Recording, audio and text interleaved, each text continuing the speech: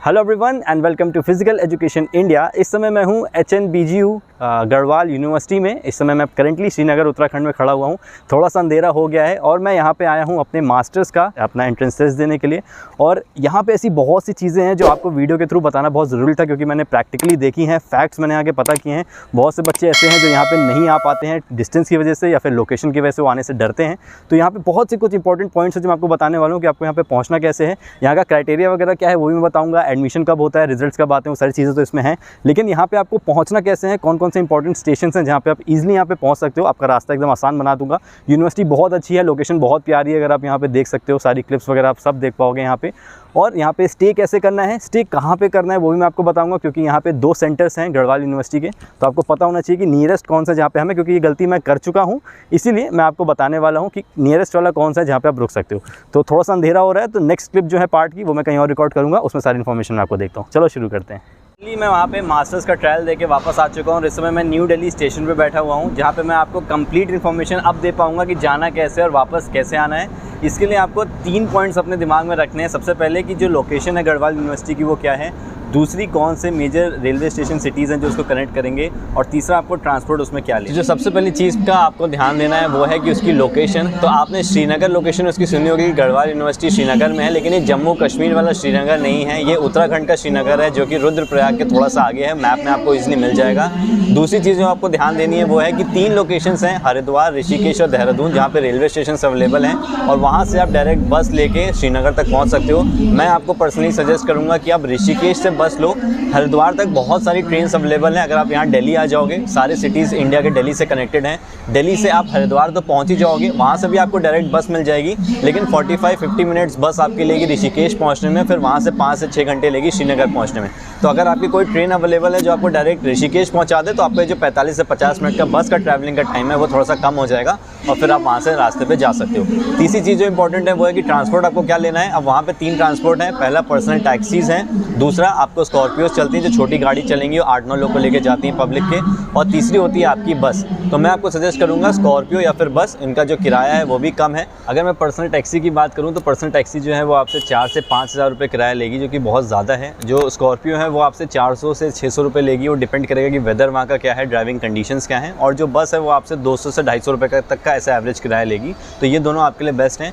Weather की अगर मैं बात करूँ तो जिस टाइम पे हमारे एंट्रेंस टेस्ट होते हैं, वहाँ पे फिजिकल टेस्ट होते हैं, फिर जिस टाइम आपको वहाँ पे काउंसलिंग के लिए जाना होगा, तो वेदर उस समय बारिश का होता है। मैं पर्सनली खुद बहुत सारी लैंडस्लाइड्स देखते हुए आया हूँ, और एक टाइम ऐसा भी था जब मुझको लगा कि शायद मुझे घर वापस लौट जाना चाहिए, लेकिन ड्राइवर से मैंने बात करी, उन्होंने ऐसा बताया कि नॉर्मल कंडीशंस हैं और वो बहुत एक्सपीरियंस ड्राइवर्स होते हैं, तो आपको सेफली वहाँ तक पहुँचा देंगे। तो इस चीज़ का ज़रूर आप ध्यान रखना। एक चीज़ मैं आपको छोटी सी और सजेस्ट करूँगा कि अगर आप पर्सनल टैक्सी से जा रहे हो तो पर्सनल टैक्सी वाले से एक बार बात कर लेना और उससे इन्फॉर्मेशन ले लेना कि क्या उसको रास्तों के बारे में पता है, क्योंकि वो रास्ते कुछ ऐसे हैं जहाँ पे एक एक्सपीरियंस ड्राइवर का होना बहुत ज़रूरी है। तो आपको बात करके पता चल जाएगा ड्राइवर से कि उसने कितने सालों तक वहाँ पे गाड़ी चलाई है, वो कितना एक्सपीरियंस है।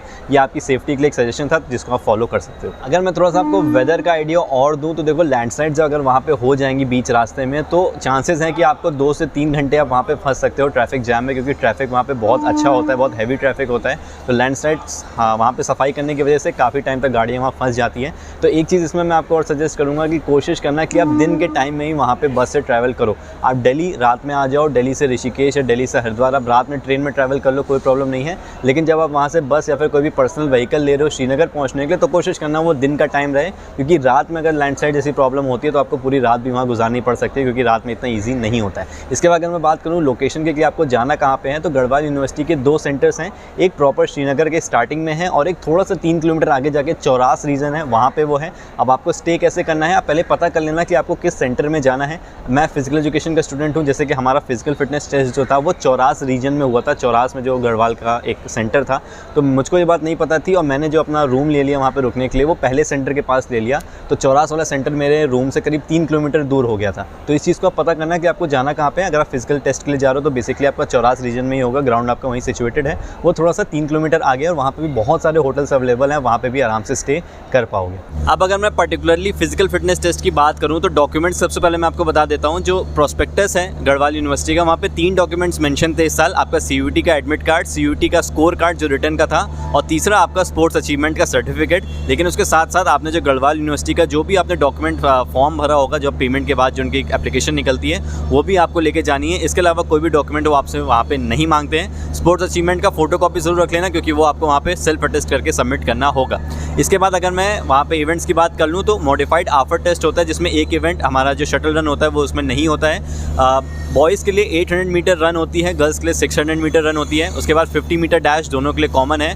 जो मेडिसिन बॉल थ्रो होता है वो बॉयज़ के लिए 5 किलो की बॉल होती है और गर्ल्स के लिए 3 किलो की उसमें बॉल होती है। उसके बाद जो हमारा फोर्थ इवेंट है वो है स्टैंडिंग ब्रॉड जंप, और लास्ट इवेंट जो है वो है हमारा सिटअप्स। तो इन 5 इवेंट का पूरा पॉइंट्स कैलकुलेट करके आपका जो फाइनल मेरिट बनेगी वो रिटर्न के साथ ऐड करके बना दी जाती है।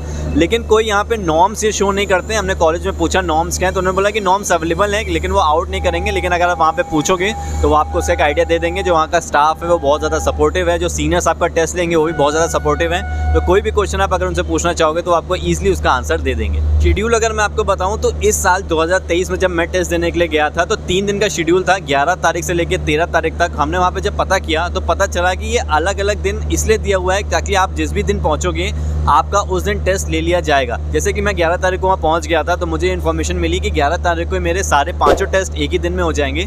लेकिन बाई चांस अगर मौसम ख़राब होता है या फिर आधा टेस्ट रुक जाता है मौसम की वजह से, तो 12 तारीख को हमारे जो टेस्ट है वो कैरी फॉरवर्ड हो जाएंगे। ऐसे 3 दिन का टाइम वो इसलिए वहाँ पे रखते हैं। तो अगर आप किसी भी एक दिन सुबह पहुँचोगे तो आपका उसी दिन सारे टेस्ट हो जाएंगे। तो इस चीज़ का आप तैयारी रख सकते हो। दूसरी जो इंपॉर्टेंट चीज़ है, आपका जो पहला सेशन होता है आपको सुबह 7 बजे वहाँ पे सारे डॉक्यूमेंट्स के साथ रिपोर्ट करना है। शुरू में आपके 3 इवेंट हो जाएंगे। सबसे पहले 50 मीटर डैश हुआ इस साल, उसके बाद स्टैंडिंग ब्रॉड जंप हुई, और फिर मेडिसिन बॉल थ्रो हुआ था। 11:30 बजे तक ये तीनों इवेंट हो गए थे।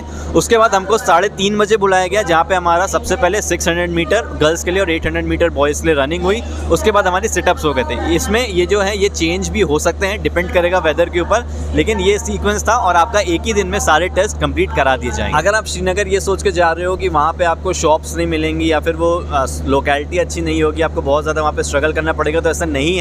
आप अगर पहली बार वहाँ जाके देखोगे आप अमेज्ड हो जाओगे देख के कि वहाँ पे बहुत अच्छे अच्छे शोरूम्स हैं, शॉपिंग कॉम्प्लेक्सेस हैं। तो अगर आपको अपने डॉक्यूमेंट्स प्रिंट करवाने हो या फिर कोई भी ज़रूरत का सामान खरीदना हो जो आप लाना मिस हो गए हो, तो वो भी वहाँ पे अवेलेबल है। लोग वहाँ के बहुत अच्छे हैं। तो बेसिकली ये सारी जो इन्फॉर्मेशन थी वो मास्टर्स फिजिकल एजुकेशन के फिजिकल फिटनेस टेस्ट की थी। बैचलर्स के लिए थोड़े बहुत चेंज हो सकते हैं। तो इस चीज़ को कंफर्म करने के लिए आप HNBGU की वेबसाइट पे जाके वहाँ पे उनसे कांटेक्ट कर सकते हो। सारे जो वहाँ के प्रोफेसर्स हैं, जो फैकल्टी हैं, उनके भी नंबर दिए हैं, वो भी कॉल बैक करते हैं। मैंने भी किया था, उन्होंने तुरंत कॉल बैक करी थी और सारी इन्फॉर्मेशन मुझको दी थी। तो ये तो हो गई सारे टेस्ट से रिलेटेड। अब अगर आप वहाँ से वापस आना चाहते हो, ऑब्वियसली वापस भी आओगे वहाँ से, तो उसका आने का क्या तरीका है कि आप मॉर्निंग में वहाँ से बसेस चलना स्टार्ट हो जाती हैं, जीप चलना स्टार्ट हो जाती हैं। आप 7 या 8 बजे की मॉर्निंग की बस ले सकते हो। रात में मैं आपको सजेस्ट नहीं करूँगा, थोड़ा सा फिर से डेंजरस है, और वहाँ पर भी गाड़ियाँ शाम को नहीं चलती हैं, इसी चीज़ को लैंडस्लाइड्स को ध्यान में रखते हुए। तो अगले दिन मॉर्निंग में आपको वहाँ से निकलना होगा, तो आप जीप या बस से निकल सकते हो।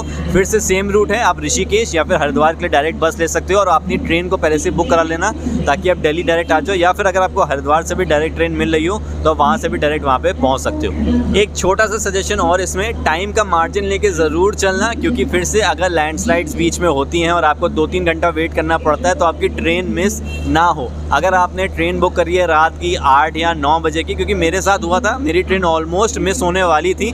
मैंने रात की 9:10 पर ट्रेन बुक करी थी देहरादून स्टेशन से लेकर दिल्ली स्टेशन के लिए। उसके बाद मैं वहाँ से निकला 11 बजे, दिन के 11 बजे मैं श्रीनगर से निकला। मुझको बताया गया था कि 5 या 6 घंटे में देहरादून हम पहुँच जाएंगे, यानी कि 5 बजे तक मुझे पहुँचना था। लेकिन मैं पहुँचा देहरादून स्टेशन करीब 8:30 बजे। 40 मिनट बचे हुए थे, वो भी वहाँ से लेकर देहरादून स्टेशन तक जाने में भी 15-20 मिनट लगे, और मैं भागते भागते किसी तरह ट्रेन पर पहुँचा हूँ। तो इस मार्जिन को ज़रूर लेकर चलना, और ये एक्सपेक्ट करके चलना कि बीच में 2 से 3 घंटे तक आपको लेट हो सकता है। बाकी आपको कोई भी इन्फॉर्मेशन चाहिए हो नीचे कमेंट सेक्शन में आप पूछ सकते हो। अच्छे से टेस्ट दो। All the best and take care.